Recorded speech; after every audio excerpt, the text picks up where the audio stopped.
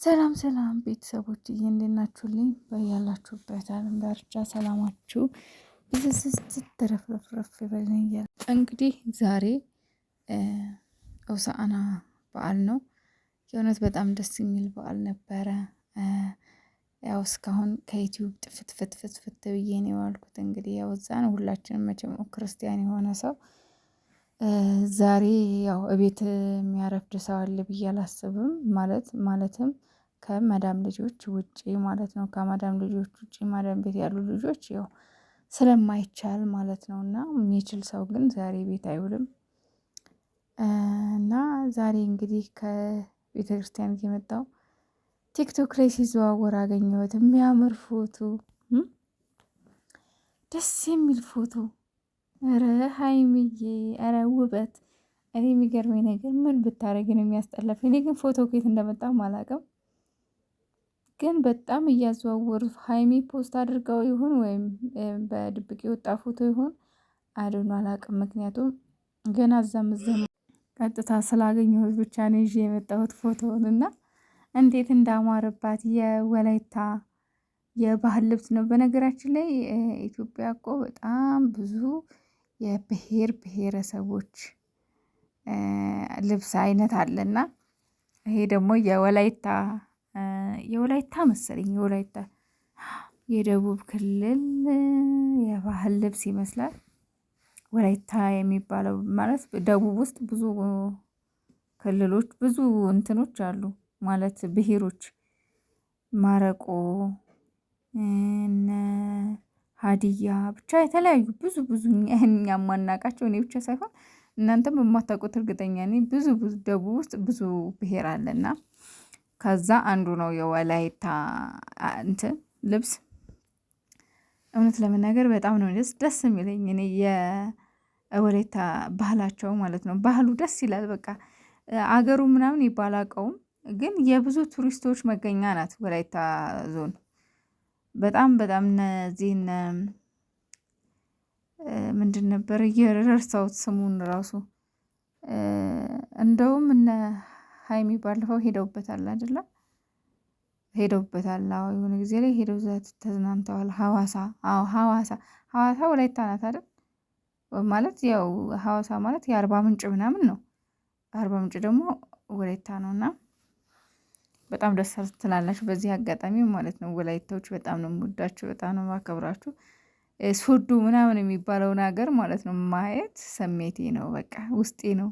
ሶዶ ወላይታ ሶዶ የሚባለውን ሀገር ማለት ነው እንደዚህ በቲቪ ምናምን ሳይ በጣም የሚገራርም ቦታ ነው ያለው፣ የሚያማምር እንዳለ አረንጓዴ ነው ያለው ምናምን ነገር በቃ ውበት አለው ታውቃላችሁና በህይወቴ ማየት ከምፈልገው ሀገር ወላይታ ሶዶ ነውና እስኪ እግዚአብሔር ከፈቀደ አንድ ቀን ሄጄ አየዋለሁ። ብዙ አርቲስቶች ምናምን ራሱ ወደዛ ይሄዳሉ። እና ለማንኛውም ወደ መጣሁበት ስመጣላችሁ ይችን ቆንጅዬ ልጅ ማለት ነው፣ ይችን ውብ የሆነች ልጅ እንደዚህ ውበቱን ድፍት አድርጎባት ስታዩት ደማችሁ የሚፈላ ማለት ነው። ይሄን ለማለት የፈለኩት ምንድን ነው፣ ኮሜንት ላይ ትናንት እነሱ ቤት ገብቼ እያነበብኩ ቤት አቤት አቤት አቤት አቤት ስድብ፣ አቤት ስድብ፣ አቤት ስድብ፣ አቤት ስድብ፣ አቤት ስድብ። እኔ የሚገርመኝ እኛ ግን ኢትዮጵያውያን ማለት ነው ቆይ ስነ ምግባራችን በስድብ ነው እንዴ የምንገልጸው? ምን ችግር አለው ዝም ብንል? ዝም ያለ ምንድን ነው? ዝም ያለ ወተት ቅቤ ይወጣዋል አሉ። የረጋ ወተት ምን አለ ብንረጋጋ? መጨረሻውን ብናይ። እናንተ ስለሰደባችኋት እሷ የምትመለስ ይመስላችኋል? ታይ ሀይሚ ታይ ሀይሚ ታይ ሀይሚ ታይ የሚል ቢያንስ እንኳን ይሄ ነገር አሁን እየተሰራ ያለው ነገር ካልተመቻችሁ ታይ ማለት ምን አለበት? ታይ ሀይሚ እንደዚህ አታድርጊ ብትሉ ምንድነው ችግሩ?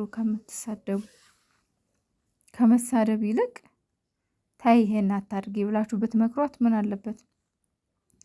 በቃ እዛ ጋር እያንዳንዱ የሚታየው ነገር ስድብ ስድብ። ሀይሚ እንዲህ፣ ሀይሚ እንዲህ፣ ሀይሚ እንዲህ፣ እንዲህ ነሽ፣ ባለጌ ነሽ። ኧረ በስመ አብ ወወልድ ወመንፈስ ቅዱስ። ኧረ በስመ አብ እንዴ! እናንተ ማለት አሁን እኮ እዚህ ጋር በዚች ምድር ላይ የሰው ልጅን ስድብ አይቀይረውም። የሰው ልጅን ምክር እንጂ ስድብ አይቀይረውም። ቢያንስ ብትመክሯት ችግር የለውም። እናንተ ግን ስድብ ነው የተሳደባችሁ። ለምን ትሳደባላችሁ? ምንድን ነው ጥቅሙ መሳደቡ? እናንተ ስለሰደባችሁ እች ልጅ ወደኋላ እንድትቀር ለምንድን ነው በቃ የሆነ ከሚዲያ እንድትጠፋ የምታደርጉት ነገር አለ? ለምን? እግዚአብሔርን በጣም ግርም ነው የምትሉኝ። እዛ ስር ገብታችሁ የተሳደባችሁ ሰዎች እነሱ እኮ ሰላም በሚሆኑበት ሰዓት የምታሽቃብጡ ናችሁ። ሀይምዬ ቡራዬ፣ ሀይምዬ ቡራዬ እያላችሁ እኮ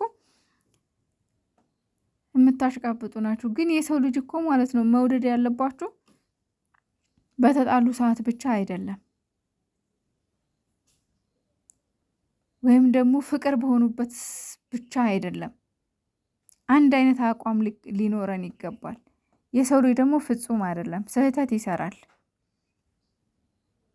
የኛ ተፈጥሯችን የተለያየ ነው፣ ባህሪያችን እንቀያየራለን። በቃ ምክንያቱም ተፈጥሮ ነው፣ ምንም ማድረጋችን አንድ አይነት ባህሪ የለንም። ሰው ልጅ ስንወድ ደግሞ እስከ መጨረሻው ፍጹም ይሆንልኛል ብለን አይደለም።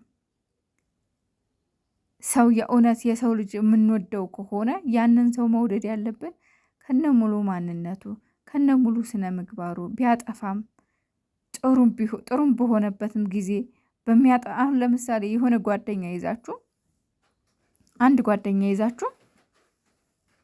ጥሩ በሆነ ሰዓት አይደለም መውደድ ያለባችሁ፣ ክፉ በሆነበትም ሰዓት ከጎኑ መሆን መቻል አለባችሁ። እንዴ ይህን ያክል ነጎድጓድ የምታወርዱባት ለምንድን ነው? እስከ ዛሬ የሆነ ነገር ሀይሚ ያለ ምክንያት አድርጋ ታውቃለች? እስካሁን እኮ ብዙ ፕራንክ አድርገዋል አይደለ? ብዙ እውነትም ሆነ ተባለ፣ ውሸትም ሆነ ተባለ፣ ድራማም ተሰራ፣ ምንም ተባለ፣ ብዙ ነገር ተሰርቷል። እዚህ ዩቲዩብ ላይ ሀይሚና ብሩክ ዩቲዩብ ላይ ብዙ ነገር ተሰርቷል። ይሄ መጀመሪያቸው አይደለም። ሀይሚን ደግሞ እናቃታለን በቃ። ስለዚህ አትሳደቡ። ክፉ መናገር ለእነሱም አይጠቅማቸው ለእኛም አይጠቅመን። መተዛዘብ ነው ትርፉ። ስለዚህ መተዛዘብ ነው እንጂ ሌላ ምንም እሷን የምትቀይሩት ነገር ስለሌለ ከቻላችሁ መከሩ እንጂ ስድቡ ምንም ትርጉም የለውም። እኔ በደንብ አድርጌ ምን እየተሰራ እንደሆነ ምን እየተደረገ እንደሆነ ለምን እንደሚሰራ ጠንቅቄ ስለማቅ ነው ክፉ ነገር ካፌ ያልወጣው እስካሁን ድረስ። እኔ ታቁኛላችሁ፣ እስካሁን ምን አይነት ስራ ስሰራ ብዙ ነገር ታቁኛላችሁ። ሀይሚና ብሩኬ የሆነ ቀዳዳ በተፈጠረ ሰዓት ምን እንደምል ትክክለኛዋን የምትመጣዋን ነገር ስለማ ቀድሜ እናገራለሁና